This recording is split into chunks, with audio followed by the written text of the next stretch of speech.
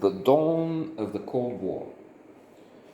Many documentaries, series can be instructive, entertaining, and uh, give us lessons on what happened and what to make of today.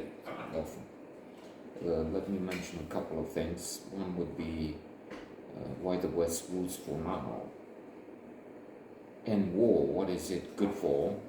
Ian Morris, two fabulous books. That look at what they say in the title, and you have some counterintuitive, startling conclusions. Exceptional books, wonderful, of the historian. The other thing would be from The Economist. There was an article on a couple that had not the main theme, but had a connection with history. The Crown, in culture, the culture section on the Crown and Napoleon. The Crown, in fact, both have been attacked for disregarding historical facts. And the point in The Economist that the journalist, excellent, Economist is the best media source. Not just in my opinion, they had some people talking of their important ones, of their admiration, their respect for this publication. JFK, and another one, Kissinger, I think, maybe. Anyway, something, a publication I've been reading ever since I was 18 or 19. And then it was, I could say, dangerous. I mean, you had to walk into the compound of the British Embassy. It was the American Library too, but somehow the smaller British Library was better than much bigger. Come on. In fact, called American Cultural Center or something. So you had to leave your ID card at the gate because you were entering, and within the compound you had the embassy on the left, and a small building on the right, the British Library. And there I went to read The Economist. So The Economist was making a point that history as it is doesn't give you everything if you read the best history. It's not as if you know everything that happened, because you have lacunae, you have huge missing chunks.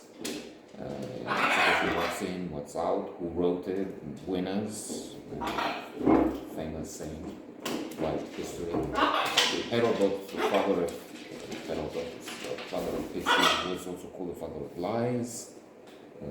Thucydides, I think they mentioned, maybe, was putting words in the mouth of Christians because that's what they should say. Not that they did. So there's that. In both cases, Napoleon and the Crown, well, yeah, you look at history, but it's a question of what you leave out, and they left out all sorts of insinuation, paternity suit, and so on. And it was controversial. The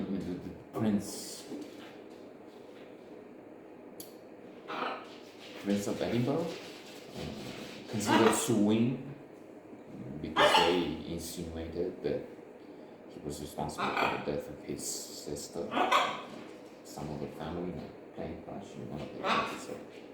So, okay, finish. Now, a few things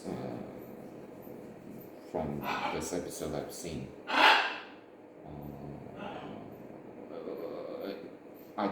I knew, but still some of them unbelievable.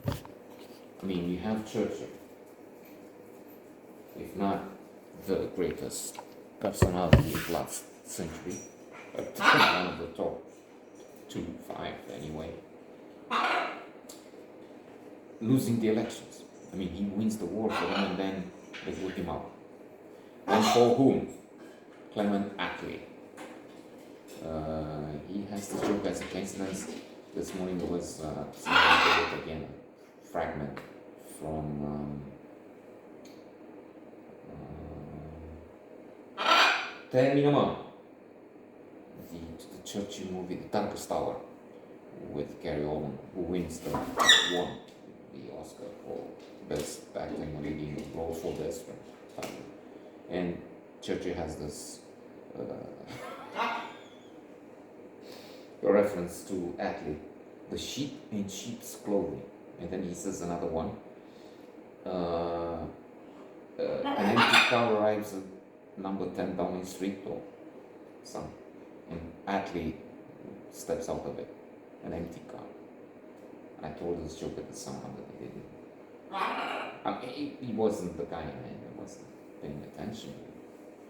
The joke is not fabulous, so most likely I didn't have talent to give it to him.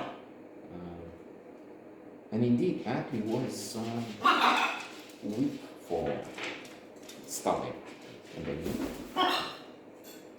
As Truman, he worked in a bow tie shop selling ties or something. And he wasn't ready. I mean, Roosevelt dies just before the end of the Second World War. Truman has to take the decision alone, of course. And he was not